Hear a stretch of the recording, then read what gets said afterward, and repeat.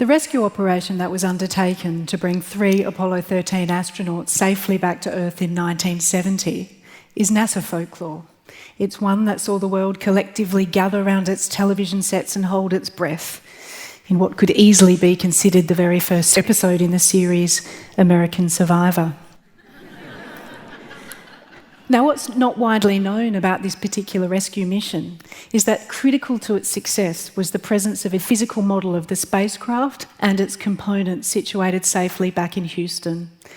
And it is this physical model that allowed teams of engineers to work around the clock to find solutions and workarounds to the real problems and the subsequent simulated problems that were plaguing the spacecraft as it frantically tried to return to Earth. And there's little doubt that had it not been for the presence of this physical model, the Apollo 13 crew would simply not have survived.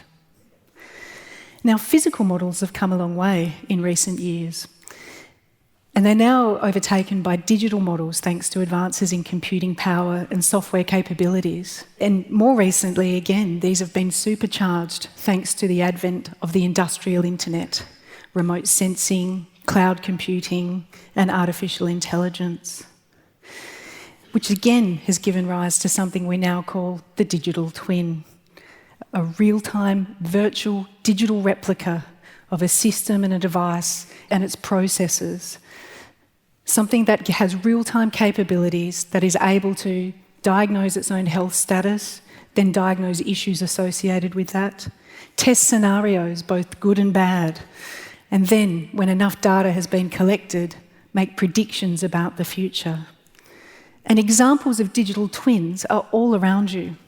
The city-state of Singapore has undertaken the complex task of transferring its entire city ecosystem into a digital platform, having, if you like, an urban digital laboratory that allows teams of experts like city engineers, architects, town planners to test scenarios with no risk to the public. Formula One teams have hundreds of sensors on vehicles that transmit data back to teams of engineers, often located in entirely different countries, process that information and make decisions about optimal race strategies and then relay that back to pit lane. And as I stand here talking to you right now, somewhere in the world a doctor is planning, practicing and then predicting the outcomes of a surgery based on a virtual digital human heart of that very next patient. And therein lies the power of data, because data in isolation is impotent, but it is our ability to harness and collate that data and then create advanced algorithms that not only tell us about what's happening right now, but allow us to make reasonable projections about the future. That is a game changer. And that's why, with a team of researchers, we undertake to make digital human twins of you. Living, breathing, evolving replicas of you, from your cell to your shell, from your DNA to your skin. And what I need for that is a huge amount of data. My data, your personal data, more than I can get my grubby little hands on.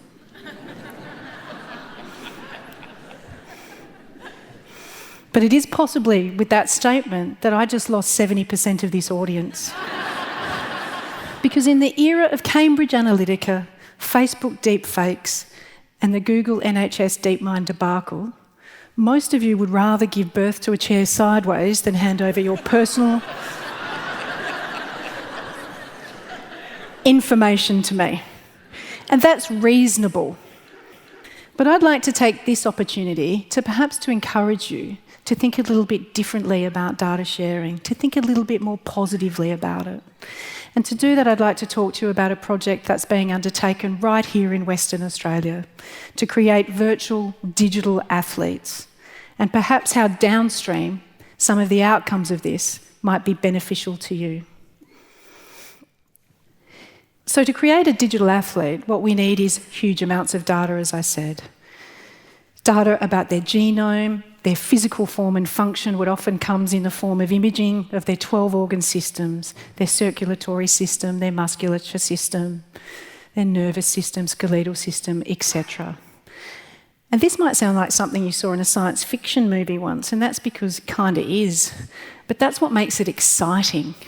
But unfortunately, it's also time-consuming. And more unfortunately than that, it's extraordinarily expensive.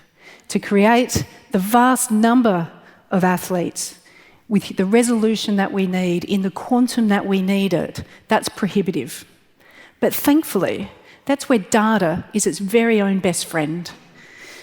Because we can start to utilise things like advanced algorithm techniques, advanced intelligence, artificial intelligence, machine learning and deep learning techniques that allow us, once we have a certain number of data pots, to create relationships between those data pots. And what happens then is that for any individual, for any information that we do have, we can call upon those models that we've trained to replace the information that we don't have, to essentially create data that is missing. Let me give you an example. We have thousands and thousands of three-dimensional body scans of some athletes, and matched to that are thousands of two-dimensional body composition DEXA scans. Now, you might know DEXA scans as the dreaded body fat scan, or perhaps the bone density composition scan. And what we've done is created a model that has learnt the relationship between the outer shape of an athlete and the internal composition. And then what we can do with that model then is, given any 3D shape, any visual hull, we can then predict some of the internal composition.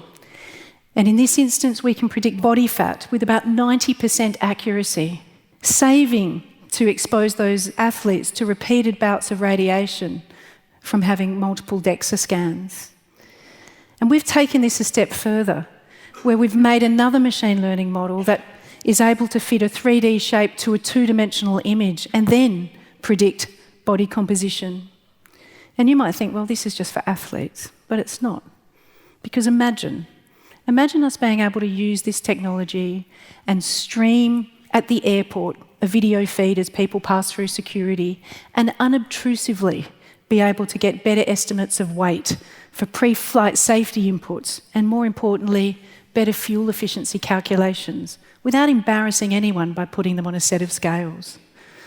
Or giving this technique to law enforcement agencies who, from video footage alone, might get better estimates of height and weight from suspects from home security footage or your phone or CCTV cameras.